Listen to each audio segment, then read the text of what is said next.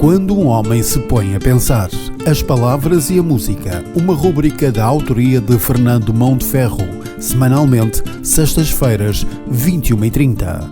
Esta semana, com o tema Feijó, meu lindo feijó, tradições e cultura do Alentejo na margem sul. Uma conversa com Ana Durão Machado.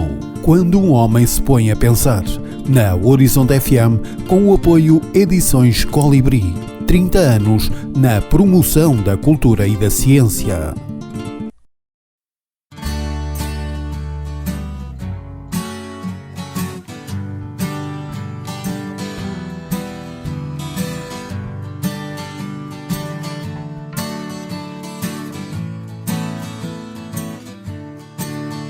Querida mãe, querido pai, então que tal? Nós andamos do jeito que Deus quer. Entre os dias que passam menos mal, lá vem um que nos dá mais que fazer. Mas falemos de coisas bem melhores. A Laurinda faz vestidos por medida. O rapaz estuda nos computadores. Dizem que é um emprego com saída. Já chegou direitinha a encomenda, pelo expresso que parou na Piedade. Pão de trigo e linguiça para a merenda, sempre dá para enganar a saudade.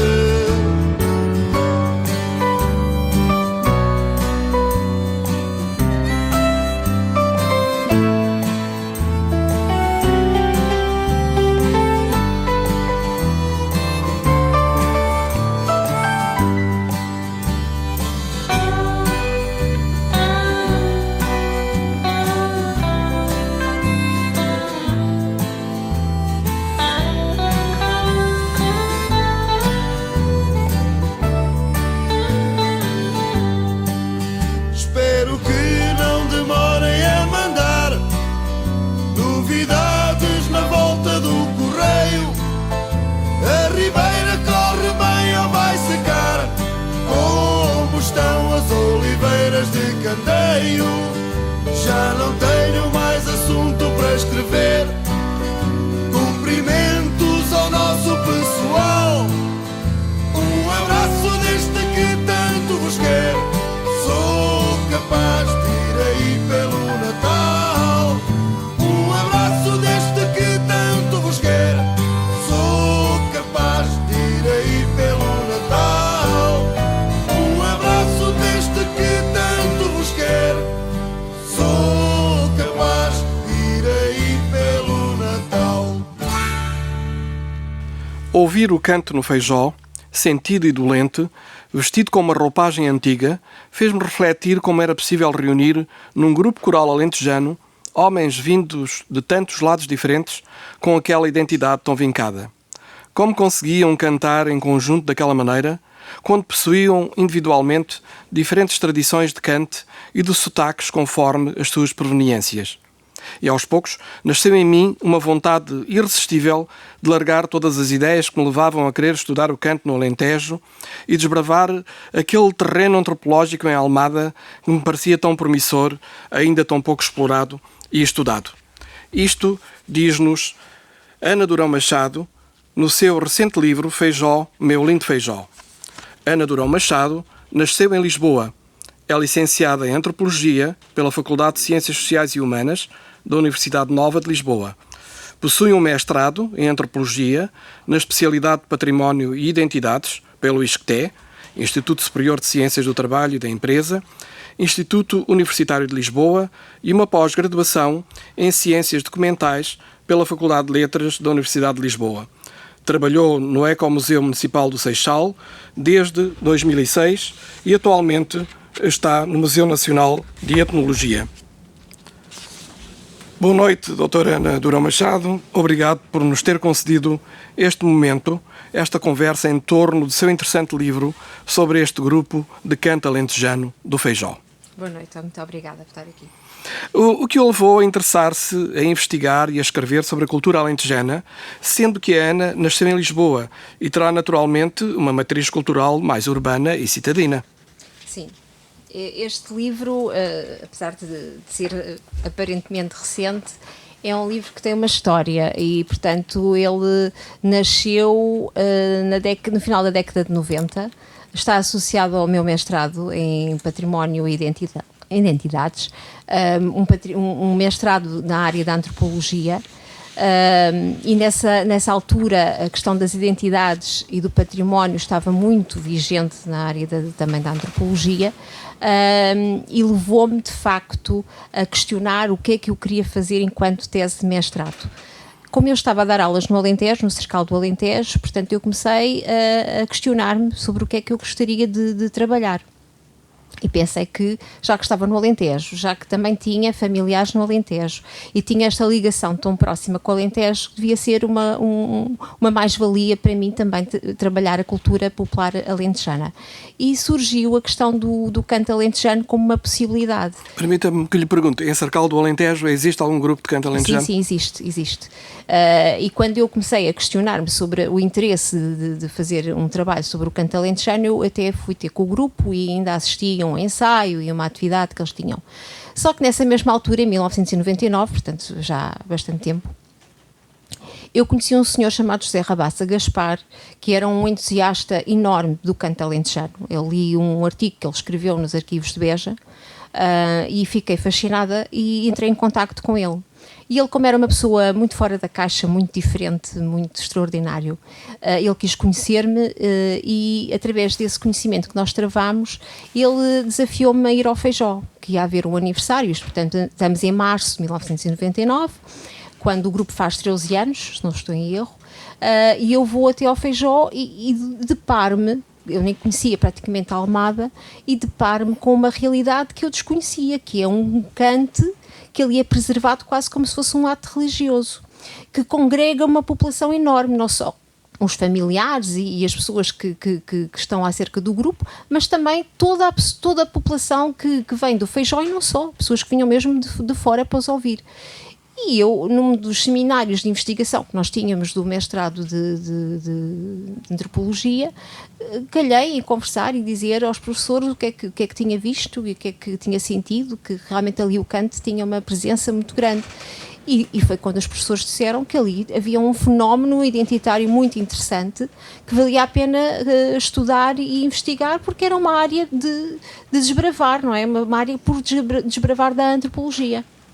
Porque até aí o que é que se estudava do canto? Era as modas, era o lado mais etnomusicológico do próprio canto, e não o outro lado que tivesse a ver com a produção de identidade e com a produção também desse património que sai da sua área envolvente, mas que se torna um hino identitário, não é? Fora da sua terra de origem. Muito bem. Naturalmente, isso levou também a tentar perceber como é que se criava um grupo destes fora do seu território de origem, não é? E, naturalmente, como é que chegaram até ali, muito provavelmente, estas comunidades de alentejanos.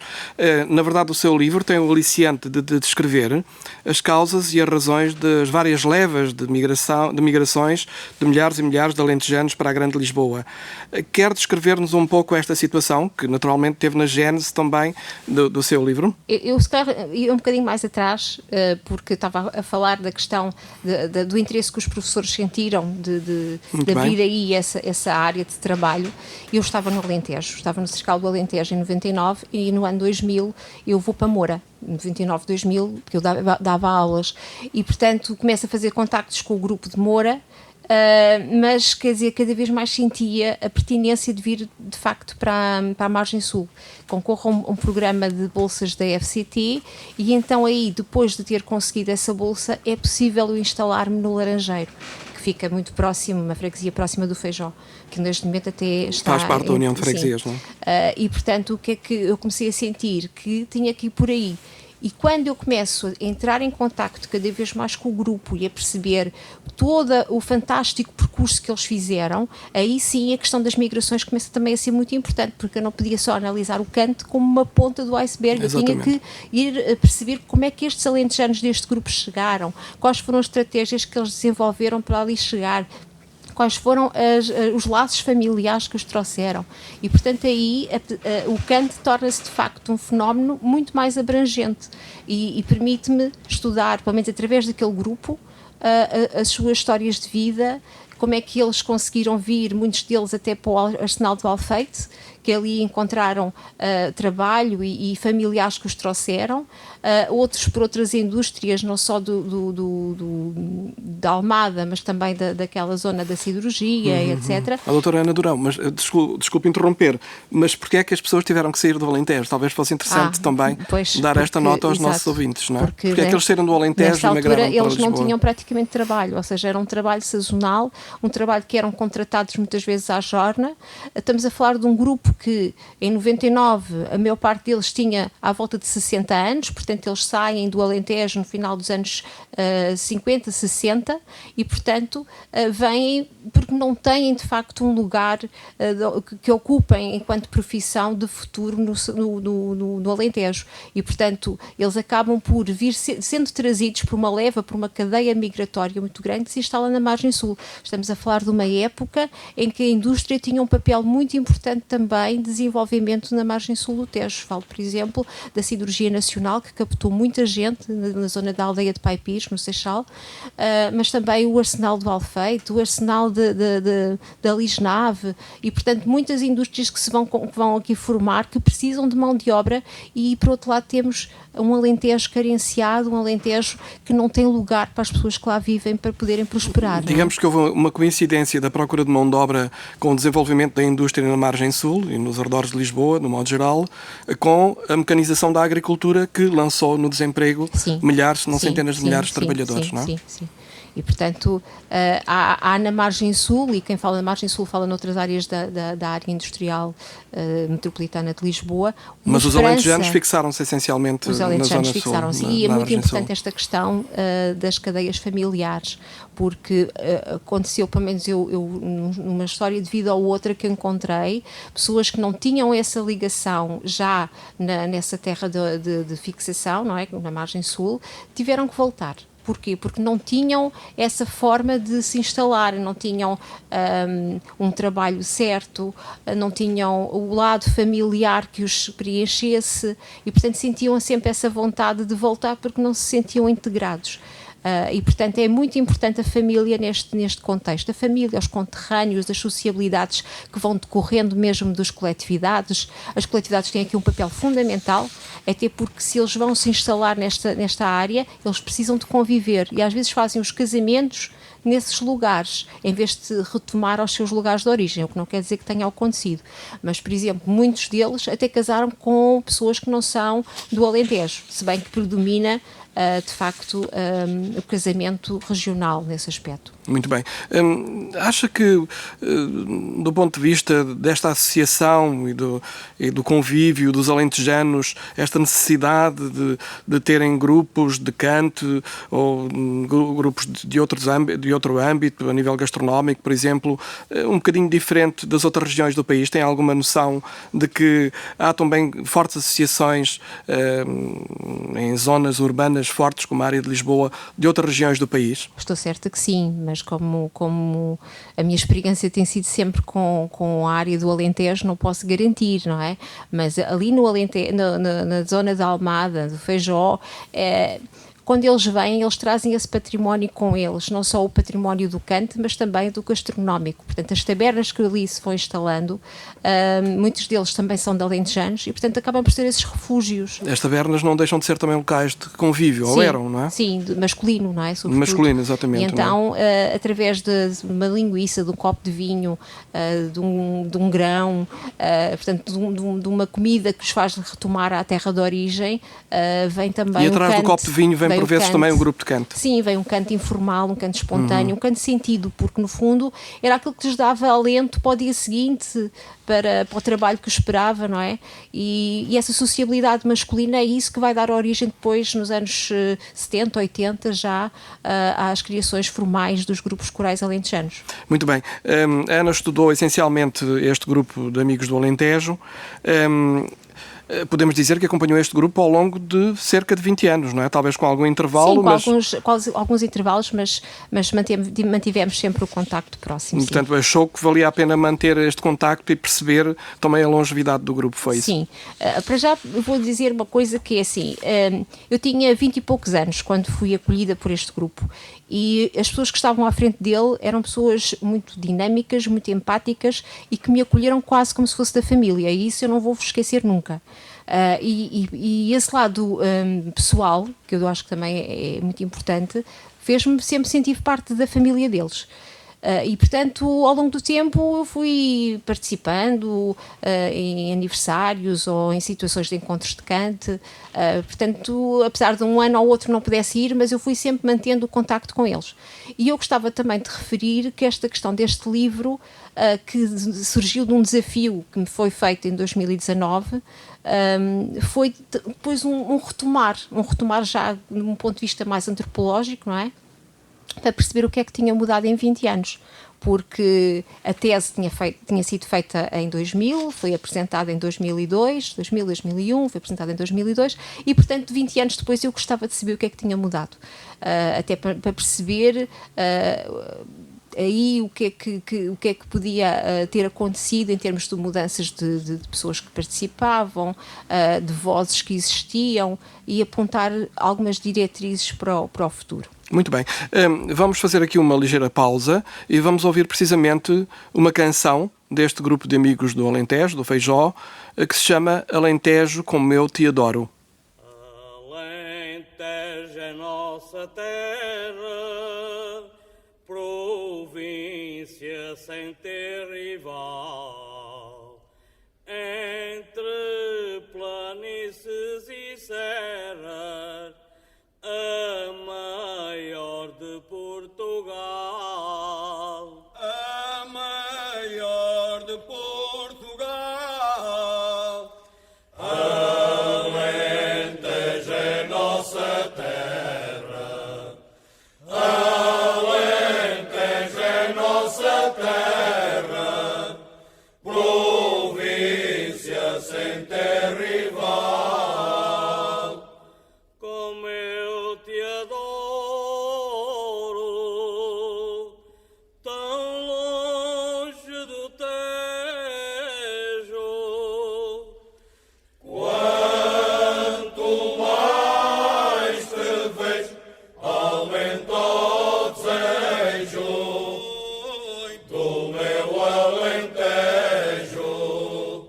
Quanto mais te vejo, aumenta o desejo do meu Alentejo. És também terra bendita e o valor da tua gente, que labuta e acredita que o Alentejo é diferente. Que o Alentejo é diferente. És também terra bendita, o valor da tua gente, que labuta e acredita. Como eu te adoro, tão longe do Tejo. Quanto mais te vejo, aumenta o desejo do meu Alentejo. Quanto mais te vejo, aumenta o desejo do meu Alentejo. Voltando ainda um pouco atrás, Será que nos pode referir ou descrever que práticas culturais que digam respeito à identidade da comunidade de alentejanos fora da sua região, fora do seu Alentejo, pode-nos descrever um pouco mais como é que se expressa esta identidade dos alentejanos para além das tabernas, deste convívio, como é que ela se pode expressar também nestas comunidades fora da sua região de origem? É assim, a minha experiência de facto é ali em Almada. E é muito importante a questão do coletivismo, das coletividades, do associativismo. Neste caso, o Clube Recreativo do Feijó funcionou como um chamariz para eles também poderem expressar a sua identidade. Primeiro, através de pedir para o grupo dos Amigos do Alentejo fazerem parte de uma das atividades do clube, não é? E, portanto, expressarem e conseguirem, através do canto, mostrar aquilo que fazem parte. Depois, o canto, lá está, traz outras coisas.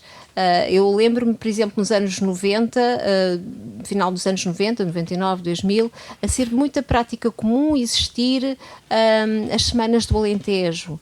As Semanas do Alentejo eram interessantes porque traziam também outras práticas, como a gastronomia, as feiras, em que traziam os produtos típicos de cada região do Alentejo. E isso parece que não trazia realmente uma grande visibilidade do Alentejo dentro da própria região da Almada. Depois, por exemplo, outras atividades como as janeiras, ainda hoje, pronto, agora com esta questão do Covid, não da mesma maneira, não é? Mas até há bem pouco tempo, a forma de se ver o grupo coral dos Amigos do Alentejo presentes nesta participação, portanto, acaba sempre por estar presente algum aspecto das práticas do Alentejo ali nesta região. Muito bem. Atalho, foi-se apenas de referir que a Casa do Alentejo, que é o lugar de acolhimento de todos os alentejanos e todas as expressões culturais da região de Lisboa e, enfim, de todo o Alentejo, sempre que queiram vir manifestar-se na cidade com as suas expressões culturais, vai fazer 100 anos no próximo ano. E sei que estão a programar uma série de iniciativas para comemorar estes 100 anos, porque é realmente de louvar uma associação deste âmbito que tanto diz aos alentejanos e ter o seu centenário. As letras do canto podem expressar a saudade, o contacto com a natureza e os seus elementos, mas também a revolta e a denúncia de uma região muito esquecida, se não abandonada pelo poder. No canto, notam-se de facto estes conteúdos? Podemos encontrar muitos destes conteúdos nas suas letras? Sim, ainda há bastantes letras que o evidenciam, se bem que se calhar não são tão visíveis. No caso do grupo coral dos Amigos do Alentejo, eu recordo que um dos membros do grupo chegou a fazer uma letra mesmo, que eles cantaram sobre a reforma agrária, portanto era a forma que eles também têm de expressar, e mesmo sobre a barragem do Alqueva, também cantavam que é as promessas. Portanto, o canto funciona como uma arma, não é? No sentido de contestação. E eu até ia mais longe, recordando o canto que se fazia à porta fechada nas tabernas, no Alentejo, em que eram perseguidos pela GNR, porque era um canto considerado de contestação. E muitos deles cantavam às escondidas, portanto, sempre com receio de serem apanhados. Portanto, o canto aqui sempre foi um canto, de certo modo, também de intervenção. Sem dúvida, sem dúvida. Sabemos que o Alentejo tem, no que respeita à sua identidade e tradições, formas diversas de sentir e de se expressar, nomeadamente no sotaque, que varia em muitos sítios da aldeia para aldeia.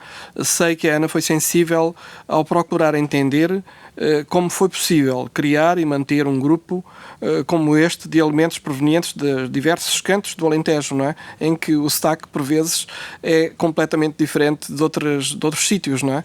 E isso também é muito interessante e a Ana teve essa preocupação. Sim, eu também estudei outro grupo no Seixal e esta é uma questão que eu acho que faz parte de todos os grupos que estão a cantar fora da sua terra de origem, nomeadamente na área metropolitana de Lisboa, em que é preciso, de facto, uma harmonização dos sotaques, das mentalidades. Às vezes há uma moda que se canta de uma maneira, ou que se pensa de uma maneira numa terra e na outra já não é bem assim. E as próprias modas, em algumas regiões, podem ter muito mais influência e mais força, noutras não. Portanto, harmonizar todos este entendimento. Por exemplo, no livro, na tese, de referir a questão das modas que na altura se cantavam e que tinham a ver com os touros, e na altura havia mais barranquenhos no próprio grupo e foi numa altura de uma certa contestação em que se questionava muito os touros de barrancos e, portanto, tudo isso é algo que cabe também, de certo modo, ao mestre do grupo, que vai harmonizando e tem que ter um certo tato para poder modelar as músicas não só do ponto de vista da sonoridade, mas também do ponto de vista de todos. É um grupo.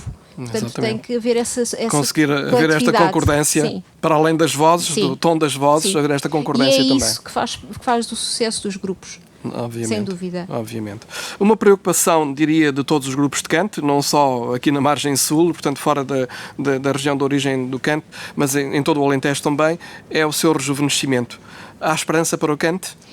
É assim, eu vou ser muito sincera, aqui na margem sul e na área metropolitana de Lisboa eu tenho algumas dificuldades em perceber um grande futuro. Isto porquê?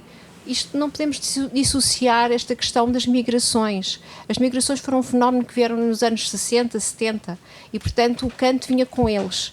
O canto, neste momento, não consegue passar para muitos dos jovens. Apesar de haver alguns intentos, nomeadamente em Almada, em que houve já a aproximação do canto nas escolas e de chegar aos mais jovens. Mas se não houver uma continuidade nesses projetos, não se consegue passar aos mais jovens esta ideia de o canto ser também parte deles.